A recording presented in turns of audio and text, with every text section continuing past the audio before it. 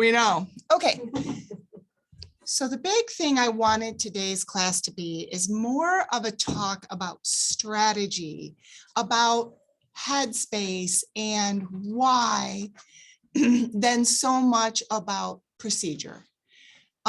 We are going to talk a little bit about procedure, but what today's class is about, what it's about is, we said at the office meeting that, is there something going on? No, you're just looking at it instead of me. We said at the office meeting that the market's going to change, and that those agents who started in a hot market like this just haven't had a lot of experience having to be very direct and have those tough conversations with sellers. Now, it's funny because I think of each of you, and I think of tough conversations you have had to have with sellers. So it's not that it hasn't happened at all. The difference is when we're in a buyer's market, it's constant. It's constantly, you have to be very tough on your sellers, very direct, very, and near the end of my time selling, I started actually using the word malpractice. And the reason I started using that word is when I was talking to sellers who would say things to me like, well, the other agent, and I started saying, you know, in my mind, that agent has committed malpractice, because we have a responsibility to the seller. It's not just that, oh, we've got to have this tough conversation. It's only tough, first of all, because we make it way more tough in our heads than it ever actually is. It's the truth. And if you're not telling your client the truth, then just like an accountant, an attorney, or a doctor, you're committing malpractice. So, okay, so just quickly going through what are some of the common seller objections. Typically, when you're talking about having a tough conversation with a seller, it's going to revolve around price or condition. So, you know, you're having trouble getting them to arrive at a realistic price. And they're saying things like, can't we just price it higher and then drop it if it doesn't work? If it's too high, but won't buyers just make an offer, right? If the price isn't right, won't buyers just make an offer at the right price? Shouldn't we leave room for negotiation? That is a very common one. Should we be listing it right at where it would sell? Doesn't that kind of get rid of our ability to negotiate? The Zestimate says it's worth more. I have an appraisal from 5 years ago that says it's worth more. I need that money. I have to pay off my car in order to, I don't just want to sell the house. I need to pay that off. I want to pay off my car. I want to take the stove or the washer and dryer with me, and they have to be paid off, etc. I've got other reasons besides what the home is worth why I need more money. Condition, you know, well, won't the buyer want to pick their own paint and carpet? Won't they want to do their own decorating? This one, I've already dropped the price 5,000, and in their mind, what they've done, I've already given the buyer 5,000. I've already given that up. I've got the answer to that, but I want to move on to more strategy. Another agent has offered to list it higher or lower commission or whatever. They're comparing you to something somebody else has told them. So the reason I wanted to go through some of those is then again, I want to talk more about strategy than actual or mindset than actual techniques. But when we get done talking about this whole kind of mindset conversation, then maybe we'll go back to these and say, okay, now that we've got these tools in our tool chest, how would we handle these? So what are the tricks or strategies for handling these objections? The first one is the best way to handle these tough conversations is to have the tough conversation. Meaning first, now, don't wait, don't procrastinate, don't let yourself delay. I know I've talked to some of you about eat the frog, right? There's a saying when you've got all these things on your plate and one of them is a frog and you don't like the frog, but you have to eat all of it, eat the frog first. Get the hard thing over with first. The number one strategy for tough conversations is have it first, have it fast. Do not wait. Not only because it saves energy wasted on procrastination and worry, amen, but it allows you to control the time and the method to address it. How many times have you thought, I want to call them before they call me? And if you don't, they will. So you haven't addressed it because you're procrastinating, you're afraid to, and they call you and they don't call you to say what you want to say or need to say, let's drop the price. They call you to complain that you haven't had an open house yet and you're not showing it. And is it marketed here and is it marketed to everyone? And they're calling to complain about the results because you aren't correcting the reason that they're not getting the results. So the first strategy is, if you have to have it, have it. On page 4 of the Listing Objections Bootcamp, there's these kind of, mindsets, right? I'm sorry, isn't that funny? To prevent listing objections, questions, and concerns, you must, first of all, allow the sellers to self-discover. If they're questioning you about price, it's because as you were presenting the pricing materials to them, you gave them an opinion rather than helping them to come to that opinion. So they can argue your opinion all day long. They're not going to argue their own opinion. So helping them to self-discover to get to that point in the first place. Moving beyond the opinion, becoming a strategist, being logical. I meet with an agent who I said to them, they had a big win that had started off as several losses. And I said, okay, you have to ask yourself, what did you learn here? And they said, I learned that my emotions don't help. Getting upset about things, getting angry about things, telling people, it didn't help. What helped is when I didn't get emotional and I just handled what was at hand. And that's the thing. Become logical. Don't let fear or anxiety or frustration rule. Be logical.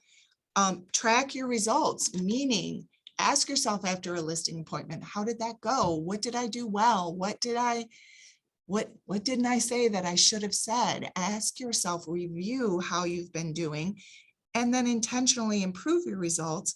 And by doing that, you cause your results. So learn, make sure you're asking yourself, what could I have done better? And that you're practicing that the next time. Confidence is a beautiful thing. Confidence, right? If I'm not confident in front of you, then it's very hard to have that calm, assertive conversation. Calm, assertive is actually the dog whisperers, 2 words that he used that you need to be with dogs, right? Calm and assertive, right? If I'm not confident, I can't be calm and assertive.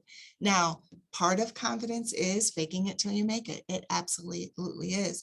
But one way to give yourself confidence is you need to feel very, very comfortable with the pricing tools you've brought. So being very, very prepared. And if you're not prepared, and we've all been there or you're going to be there, where you thought you had something in the bag and you get there and it's not what you thought. Either the house isn't what you thought, the people are more ready than you thought, whatever, you're not ready to be confident and make that, then there is such thing as a two-part listing. You say, you know what? I think what I need to do is go through the house, see everything, talked about, and then let me go back to my office. Let me get things, right? And to give yourself that confidence. Have a story. We say it over and over again because it's true. I could not get agents to listen to me about wire fraud until somebody stole $150,000 from Dustin's client. And then they were like, what? Right? I had a story. So have a story. Anytime you guys tell me something, I think, good, that's a good story. That's a good story. You need to use it. And thank you. Now I'm going to use it. I'm telling you other people's stories all the time because that's what Dad said. Have a story. And if you don't have one, use someone else's. So as you're talking about this happened and you think that's an interesting story, the next thought should be, I'm going to hold on to that one. I'm going to use that story.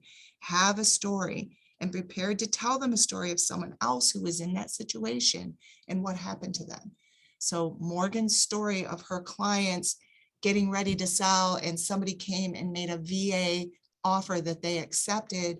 The VA deal fell apart. They ended up listing with Morgan. She got them a better buyer at a better offer that more than covered her commission. There's your perfect story when someone says, well, we want to just try to sell it ourselves for a couple of weeks while we get it ready. Well, you can do that for sure. You don't have to list with me. Let me tell you a story about some people that did that, right? You don't know what their financing means. You don't know what that costs you. You don't know if they're pre-approved. These people weren't pre-approved. And when that one person comes knocking on your door, you don't know if they're your best offer. So you use those stories. Okay. The dialogue about justification, right? And I said, I don't necessarily want to use strategies. I want to talk about mindset, but that is a mindset. You have to be able to justify your price. I used to say to people, if they were really a hard nut to crack on price, I would say, okay, let's do it this way. Let's say we sell this house and you turn around and now you're looking at houses. And this is one of the houses available. Would you pay that for this house? No, no, they wouldn't. And they know it, right? So remember that price has to be justified. We have to be able to justify our price. The other story I used to tell people is, don't forget, there are roughly 200 agents in this area, and I'm the only one who's working for you. Every other agent who shows this house is working for the buyer, has looked at these same numbers I'm looking at with you, and is going to say to that buyer, don't pay this much. Look at these comps. Here's another house. Here's another house. I'm the only person who's not going to say that to a buyer, right? So these numbers aren't private. We can't ignore them because buyers won't ignore them. The one other thing I say, do you mind? No, please. The one other thing I say on that is, remember, we also have to have an appraisal. And if the buyer comes through and says, oh my gosh, yes, I do want to pay 10,000 over than all these comps, and that's what I want to do. And now we've had a bunch of appraisal guarantees and everything like that, but previously, then the appraisal would just come back low, and so they're looking at the same comps as we are. Mm-hmm. And okay, so a cash buyer comes along, says they want to pay way more than they should, doesn't have to have an appraisal. So I can't lie to you. Yeah, it could happen, but let's look at the pool of buyers for this house. And let's look at the percentage that are cash buyers willing to pay too much for your house. So you've just cut out 90% of your market, hoping for a unicorn. Yeah, okay. Remember that homes sell for two reasons, price and exposure. And can we agree that if the listing is properly exposed to the market, every agent out there knows about it, anybody looking for sale by owner, any buyer can find it on the internet, and it's not selling, then clearly exposure isn't the most important thing. Because you can expose a house all day long, but if it doesn't sell, it comes down to the most important thing, which is price. Yeah. Okay. Imagine you're talking to a loved one. I used to do this all the time. I'd get frustrated. I'd get like, oh, what am I going to say to these people? And I would stop talking and literally take a deep breath and think, what if Freddie was giving me this hard time? Because Freddie gives me a hard time about things. What would I say to Freddie? It allows you to not have that adversarial relationship, but really think, what would I tell the person who I'm a partner with, which is who this person's supposed to be? That seller is supposed to be your partner. So it puts them out of the adversarial position and back into the, hey, I'm just trying to help you here. So, remembering in all strategies that you're their ally. We're a team here. You want to accomplish the same things they do. So reminding them of that, just like I would with Freddie. Listen, I get what you're saying. I know that's what you want. I would love that too. I would say that to Freddie. It's true with that client too. I'd love for you to make $500,000. I get paid a commission based on sales price. The problem is you've not sat around while the house doesn't sell and wondered what on earth is going wrong. And it's demoralizing for you and for me. I only get paid when the house sells. So yes, I love a higher commission, but I don't get paid unless there is a commission. So we have to price at a price that will sell in order to, yeah, I mean, just what would I tell you if I loved you? Okay. And I know that can't believe I just said that, because I'm that one that says, good for Talia that she loves all her clients. I don't love all my clients, but we are partners. We do want the same things. We need to put ourselves back on their side of the table, right? So I wish that were the case, right? I agree that that would be wonderful. We could do that, but my experience has shown that you won't be happy with the results. And that's when you tell the story, what it feels like to have a house sit on the market, right? Then you're calling me and wondering, why aren't you doing open houses? Why aren't you showing it? Why isn't anyone else showing? Are you marketing it enough? You're going to start, what is going on here?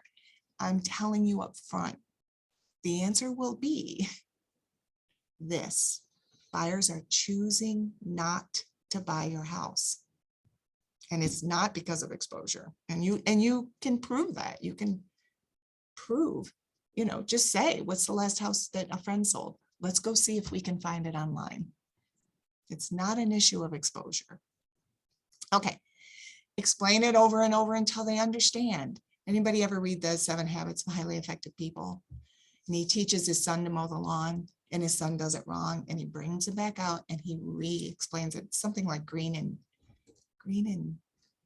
clean. That's his words in it. And he tells him again and explains why this is not my definition of green and clean. And he has his son mow it again. And the son does better, but it's not there. And he brings his son out and he says, green and clean. And this is not my definition, this is why. And it re-explains it. And about the 5th time, the son mows the yard perfectly and mows it perfectly from then on. So explain it over and over. Have you ever been in a class and you hear the teacher explaining something to the student and you can tell the student doesn't get it, and you know why they're not getting it, and you know how you could say it differently so that student would get it, right? So if it's like in charades where they keep drawing the same thing over and over, draw something different. We're not getting it, explain it differently, explain it differently again, explain it differently again. People will follow what you can logically and tangibly explain. So if they're not following, part of it is because you haven't yet logically and tangibly explained it. Okay. Make sure you have the data to support your position, right? Again, it can't just be your opinion. You have to be able to support that. Don't let the conversation get away from you. Take a deep breath, listen to your inner voice, and redirect the conversation if needed. And that's what I'm talking about when you get that frustrated and that anxious and that, and this is the other thing I find, say that inner dialogue, right? What would be so wrong about saying, okay, I'm letting this get away from us. I feel like I need to take a deep breath because I feel like I'm just not explaining it to you correctly. What's so bad about saying that? So let me just take a second. Let me figure out where we don't seem to see the same thing. What's so bad about saying what's in your head, explaining to them? I'm taking a step back. I used to say, let me think about what I would say if this was my own husband. You know what? I would tell Freddie this. I mean, I tell him what I'm doing. Okay, nothing wrong with doing that, but don't let it get away from you. If you've got to, stop, regroup, redirect, and tell them that that's what you're doing. Oh, that was my next point, right? Take those snarky remarks in the back of your head, make them professional, and say them. And again, if you aren't prepared for the fight, then postpone it and get prepared. Okay? This again is from momentum, right? The beliefs you have to have, right? Pricing is not an exact science. There's not a number. There is a strategy. There is a range in which they need to be in. It is not an exact science. I think I've done this with you. I know I've done it with Lacey, and I know I did it with somebody in Marshall. But they came to me for help with their CMA, and I could tell they already had a price in mind. And I had to keep saying, like, no, you can't tell. Well, what should I tell them though? That was it. Was that you? What should I tell them? You can't tell them. Don't tell them. Yeah, but okay, but when they, what should I tell them? It's like, no, you can't tell them. What you can do is guide them to tell you. You can have an opinion. That's the difference. I do go with the price in mind. I do go with a price at which I'm not taking the listing. But I'm not here to tell you. And I tell people that I'm not here to tell you a price. There is no exact price. There's all kinds of opinions of price. And this goes back to you, right? There's your opinion. There's my opinion. There's the buyer's opinion. There's the appraiser's opinion. There's the buyer's agent's opinion.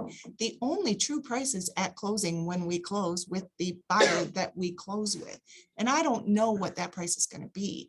What we're here today is to determine what is a competitive starting price on the market, to put it on the market to get to that actual price. So it's not an exact science. Informed people make intelligent decisions. Obviously, homes sell for two reasons. What are they? Price and exposure, exactly. Sellers determine the price. You don't, right? In the end, the seller has to pick the price. Buyers determine value based on their past buy. How many times have you had a buyer say to you, well, what do you think? And as you think about it, you say, you know, I don't need to tell you what this house is worth. We've looked at 10 others very similar. You know what this house is worth. We've been doing this for a bit, right?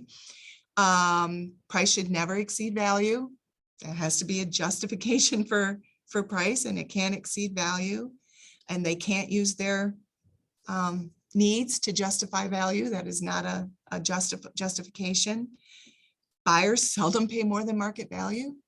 And why is that? Because they have a realtor telling them what market value is. Competition determines the price entry point, right? We look at a range, but we also have to look at what else is on the market. When there's no other listings, we get to be higher in the range. When there's 5 other listings, we have to be competitive with those 5 other listings. The pricing game is all about justification, and effective strategy supports that win-win relationship. There's a difference between taking listings and selling listings. That used to be my opening line. I'm not here to list your house today. You don't need me to list your house today. If you had a buyer, you wouldn't list your house today. So I want to make sure you understand what I'm here to do is to talk about how we can sell your house. Okay, there's a big difference. There are opportunity costs associated with taking overpriced listings. You hurt your reputation as a listing agent. You spend time with needy, greedy sellers that drain your energy for good sellers. People have lived before you. What that means is there are successful agents who figured this out. All you've got to do is take the training you're given and apply it. You don't need to reinvent the wheel. Pricing homes is specific to area and neighborhood. Tangible tools trump opinions. I mean, this is all stuff we just talked about. People will follow, blah, blah, blah. Okay. What's put in motion stays in motion means once prices start dropping, right? If something's like this and you priced here and now you're having a conversation here, you can't price here.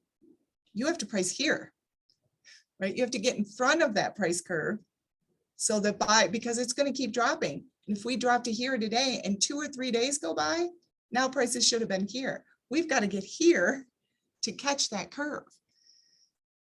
And you're all going, which is what sellers do when you explain it.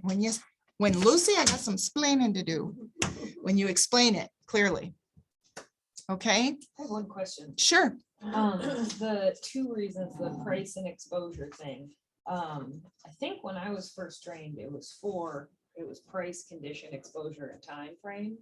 Is there a reason we dropped those 2? Actually, there's no need to drop those 2 because condition and time frame affect price. And that's what I used to say. People used to say location, location, location. It's actually location, price, and condition. Can't change your location. It's just going to affect your price. we can change your condition. And if we do, it's going to affect your price. So in the end, it leaves and they'd say price. Yep. Right. So those things still exist, but the only way to fix them or the way they affect is price. Mhm. So it still is price. Can I Yep. have a story that you can use? Please. My brother and sister-in-law were gonna buy part of their parents' property. And it came to title work and, oh, we don't need title work, the property's been in the family for blah, blah, blah. Mhm. Well, because they were using a lender, of course they did. Someone had put a mortgage on that property, so if they just paid cash to the brother. Huge trouble. Yeah. Yep. Absolutely. And that's the thing, right? That's exactly what you do when someone says, oh, we're fine. Let me tell you about somebody who thought they were fine. Yep, they're Yeah. not gonna mortgage. Pre-approval, I have no problem. My friend who had excellent credit went to get pre-approved for a loan and found out one of her employees had stolen her social security number, gotten a cell phone and never paid the bill. And she had a huge credit issue on her credit report that she did not know about. That wasn't hers, wasn't her fault. But had she not gone and gotten pre-approved, we wouldn't have known that and been able to fix it in time for her to write an offer. So thank you very much for that experience. Now, anytime someone says they don't need to get pre-approved, that's a great way to do that without insulting their credit. It has nothing to do with your great credit because somebody else could have ruined your credit and you don't even know it. So, okay. All right. So now that we've kind of talked about those strategies, first of all, practice is the only way to get there, right? But if it were me and I knew I had to have a tough conversation with the seller, I'd read through these. And frankly, I'd get to the first few and be like, well, first of all, I just need to have it. And I need to have confidence and I got it. Okay, let's do this, right? So part of the thing is you can use this to just pump yourself up next time you know you need to have a tough conversation. But we do have some time. So now that we've kind of got those strategies, let's talk about some of these, right? Can't we try a higher price and then drop later? What did we talk about in strategies that is going to help you with that? The price curve. Absolutely. Not only the price curve, but in this time, timing also, because timing affects price. So the other thing I used to tell people is the problem is, yes, we can try a higher price, but we've pretty much determined that that's not going to work. So we try a higher price and you said it yourself, drop later. So let's fast forward to drop later. Now your house is still on the market. Now you have a reputation of being unreasonable, right? Now buyers aren't excited about your property. They already know about that one. And buyers who can afford your house have bought something else because your house wasn't in their price range when they were looking. So there you go. Buyers are thinking what's wrong with the house. They're thinking what's wrong with the house. Now you are a distressed property. Now you are, now they're getting desperate. Let's offer less. Yeah. If it's too high, can't buyers just make an offer? Yeah. And they will. Yeah. A reasonable offer, right? I love it. Properties are way too high. Yeah. I love it when properties are way too high and they've been on the market 35 days. Yeah. Right. I don't love it when, and I don't want to be that realtor's whose property now, in the old days, it was whose property's been on the market 90 days. Yeah, exactly. Oh yeah, absolutely. So I got to the point where I was taking year listings because the average days on the market was 6 months. So yeah. Okay. Shouldn't we leave room for negotiations? Why? You want me to tell the buyer that you're negotiable? Are we negotiable? Right. Is that what you want to get into, is negotiating? I would think you'd want to be in a strong position where the buyer is so worried that you're not negotiable that they jump all over this thing. Not, we'll negotiate. I want buyers worried they're going to lose it. Not, they're negotiable. I'd rather buyers not know you're negotiable. I'd like to act like we are firm as heck. and jump in if you want to, or somebody else will. This estimate says it's worth more.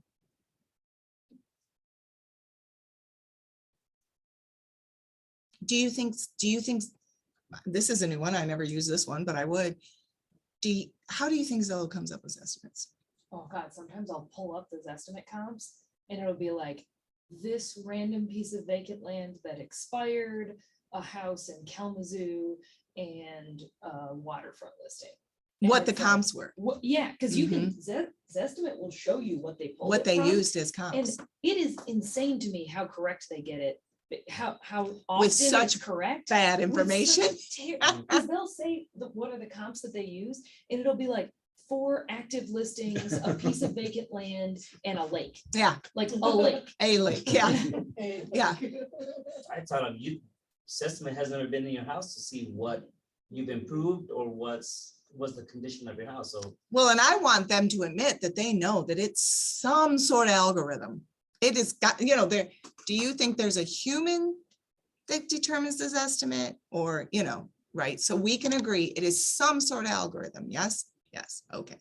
So what an algorithm does is it has no idea about condition, no idea about neighborhood specifics, no idea about, amenities. And yet, so the other thing is, Cloud CMA will pull the sold comps and what the estimates were. And sometimes you don't want to use that, but often you do. Often the estimates consistently were higher. Okay. I Plus, also like to pull, when I talk about it at the beginning, I pulled the SEV. And then right above the SEV, I write what this estimate is, the realtor.com estimate and the Movoto estimate. And I had one where it was like 120, 210, 40, 95. And so then you can be like, the reason I say I pull it is I say, I want to get an idea of what prices you've been looking at online. I'm sure you Googled your house. So I Googled your house and here's the ones I found. Which one of these had you been looking at? And they say, well, yeah, we noticed it was all over. Or they say, oh, I was just looking at this. yeah, exactly. Well, and Cassiana, you told that story and I was like, yeah. I like to talk about this estimate like right up front. Because she logically and tangibly explained it to me and I was 100% on board. I mean, it's just, yeah. Who argues with that? Yeah. Yeah. Well, and sometimes they're 4 incredibly similar and then normally mine's almost exactly the same. Yeah, So, yeah. Great. yeah. But you better know that up Yeah. front. Yeah. Yeah, better know that up front, right? I have an appraisal, right? That's great. But when was the appraisal done? Because appraisals are done with about 6 months worth of comps. And if it was 3 years ago, I can show you what the market's done. What purpose was the appraisal, right? If your house was practically paid off and you were just getting a home equity loan, they're not worried too much about an inflated appraisal. They probably want an, you're a great risk. They don't mind that. So there's reasons why an appraisal might be inflated. Won't the buyer want to pick their own paint and carpet? I've got the story for that one. It shocked me and I've used it ever since. But this $40,000 buyer who we couldn't find anything because 40,000 is not any, and we walked into the cleanest, cutest little house and my heart jumped. Oh my God, this is it. And she said, I don't really like country. I did. I was like, this stuff doesn't stay. She didn't like the house. So yeah, the buyer can do their own, but they see yours. And if they don't like it, I have proof for you that buyers don't have imagination. Thought they did. They don't. So neutral as, neutral so that it's not country, it's not modern, it's just neutral. Apartments, right? I use apartments all the time. Hotel rooms are a big one Hotel for me. rooms, especially for the bedroom, right? Think of a hotel room. There's no room where more people have stayed and yet you don't feel the presence of any of them. We don't want people to feel your presence in your bedroom. Neutral. No. Okay. I've already dropped the price 5,000 and now they want another 10. That's where you have to be tough. Guys, that 5,000 wasn't yours in the I was first gonna say, place. yeah, too, like you never got an offer, so you didn't give them 5,000, you never had it to That begin was with. not your 5,000 in the first place. We were overpriced. We were asking for something we didn't have a right to. You haven't given up anything. And you have to be willing to correct that. Another agent has offered to list it higher. I'm sure they would love to pick up all your buyers. I say, ask, why would they do that? Like, as I'm true, like, why would they do that? And they're like, no, really, I mean, I'm just trying to think, why would they do that? Did they show you this? Well, no. They didn't? I mean, I'm just like, by the time I'm done, they're like, you're right. They're just trying to, yeah, yeah. Back when I was a buyer's agent, overpriced properties were my favorite property. Because they're not gonna, I'm gonna get the call on it. They're not gonna buy your property and I get to show them a good one and I get to take the buyer that should have bought your property. You're just selling the neighbor's house. If you overprice, look at, we talked about the houses that are on the market. Basically, what you're doing is putting a big sign in the front of your house that says, buy that one.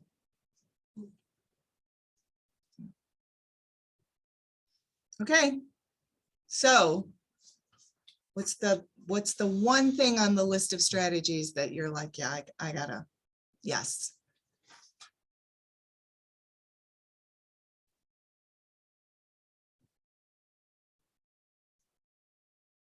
The leave room for negotiation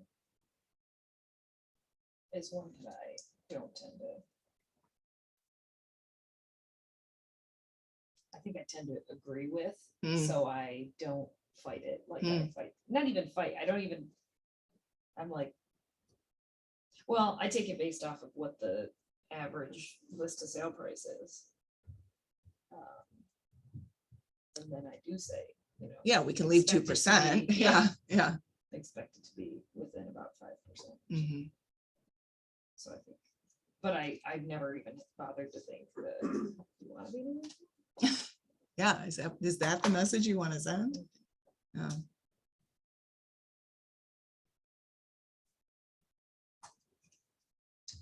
I think in terms of like the strategies and stuff, I think for me, it's just that continued like building confidence, you know, like I've started like kind of practicing some of these things in my head. And as I've gone on like listing appointments and stuff, just right off the gate, just saying, you know, here's how right now for this current market, here's how long a house could sit, just like setting expectations. Mhm. And then talking through some of the potential hurdles if we do some of these things, like just because I had experienced having to have some of these conversations for some of these very specific reasons on that condo listing, you know? And so it's like, we don't want to do this, you know, so. I've been there. That I Mhm. will say that Mhm. experience is gonna pay off Yeah. so well for you. What you don't want to do is be there again. Right, Yes. like I understand why you think this or why you want that. Mhm. I get it, but here's what happens when, and then kind of filling in some of this stuff. And so I think, yeah, just practicing it in my mind and I think being calm and assertive, you know, is helpful. That we don't have to like lead with the emotion, that we can just take a beat. Even in our relationships, right? Mhm. If you and I are talking and I'm starting to get tense, I have to ask myself, what's bothering me? What am I not saying to Cassiana that's clearly about like what's going on here? It's the same thing. Okay, I'm getting tense. What am I thinking? Why am I, and then just dissecting that and saying, okay, here's what's happening when you say, and here's what, here's what's going on in my mind when you're saying that. You just, I Just feel much that more confident on calm. the buy side of stuff, just because I've worked with a lot more buyers. mhm, On the sell side of stuff, it's like, then I'm getting more comfortable and like, you know, understanding like what my process is and how I, you know, am coming to the table and whatnot. So I think as we continue this especially some of us newbies, like as we continue to do more, we'll just, that confidence will just keep building. But right up front, because I'd only really worked on the buy side and didn't really have to have any of these conversations on the sell side, I was like, I have no idea like what Yeah. I'm supposed to say, or do, you know? So I think Jack is building confidence. Well, and many agents will tell you, especially newer agents, that they don't like listings, that they like working with buyers. Right. And the reason that is you don't really have to have a lot of hard conversations with buyers. Buyers are eager, like, well, okay, all right, what do I got to do?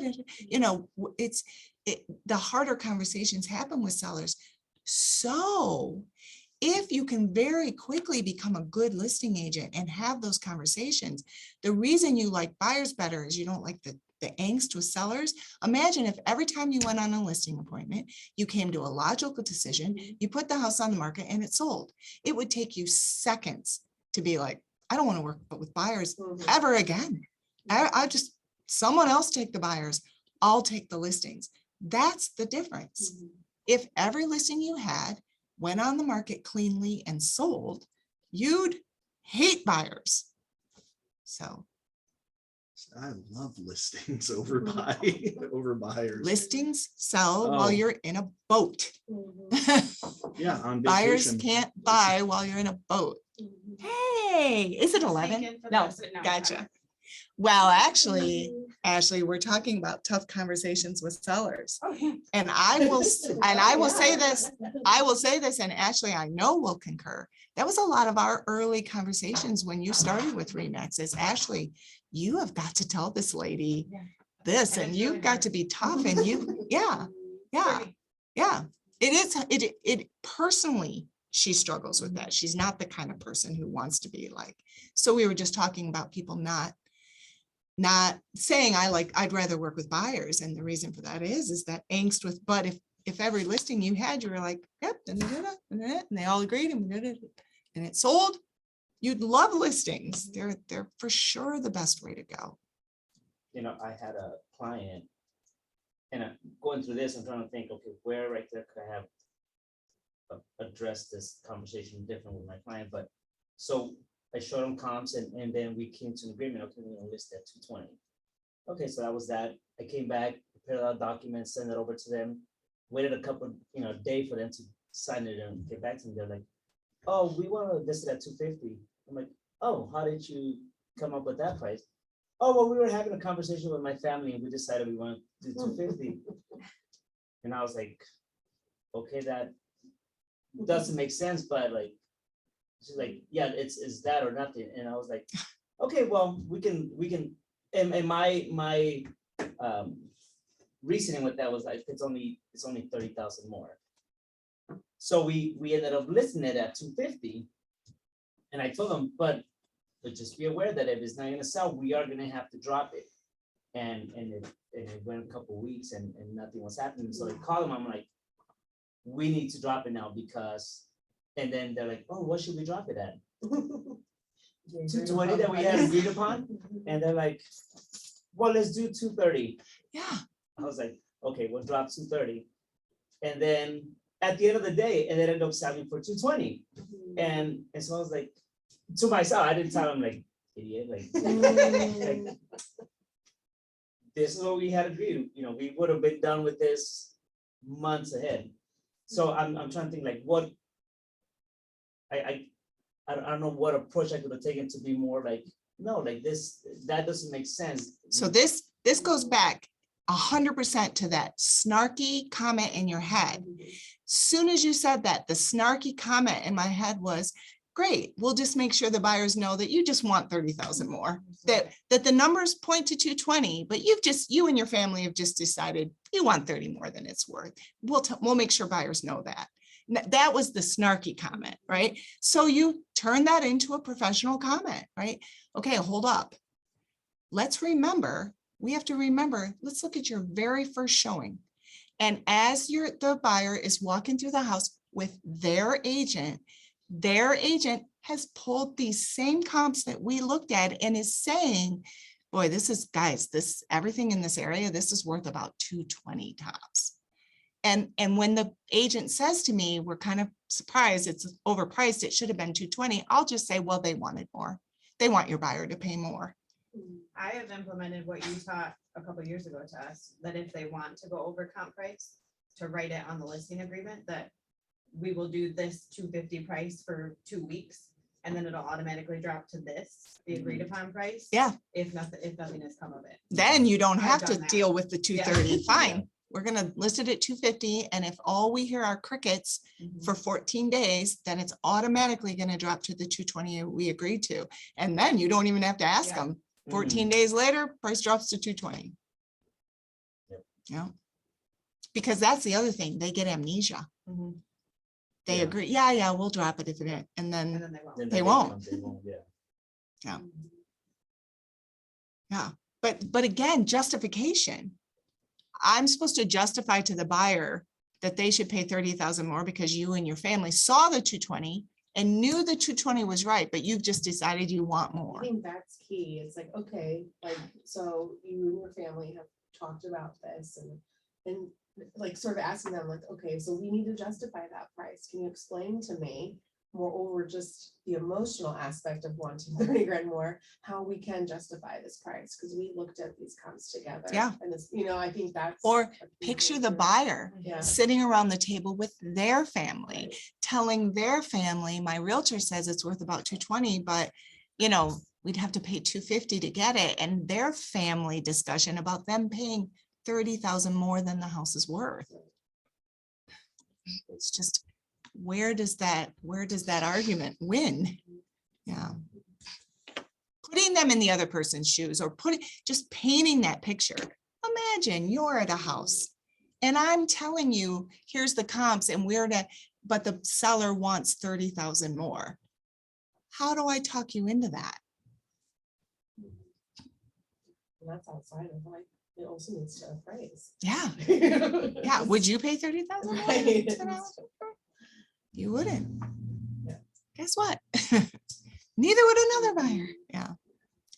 It's hard though, when you're in the moment of it, like, of just being able to think on our side, think clearly and think through all of these things, it's like hindsight's 2020, you can step back and be like. oh, Well, I gotta okay, tell you maybe too, this is Juan, what- if that had happened to me, I would have, the one thing I would have done is pulled the plug on e-signature. Well, I'm coming back over. That's easy to say over the phone. Look me in the eyes and tell me that. Mhm. Right, so I would have pulled the plug on e-signature. I would have said, okay, obviously we need to meet again. I've got to get my head around what you're telling me. So I'll be, how about tonight at 5? And I'm gonna go sit there in person and I'm gonna explain it and re-explain it and re-explain it until we get back to where we were supposed to be. It's very easy to do the wrong thing if I don't have to look you in the eyes to do it. Mhm.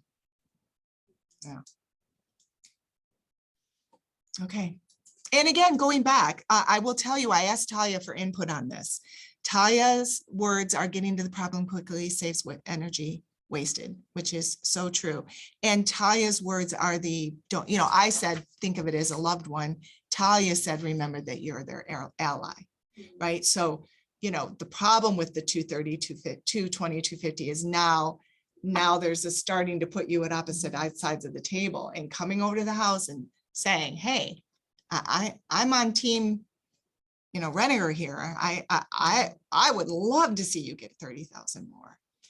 But what overpricing does is doesn't get you 30,000 more. This is what happens. And I want this. And frankly, if we list for 220, we might get 230. If we list for 250, we're going to be dropping to 220. Mhm. Okay, good job. Everybody. Oh, summary today. Yeah.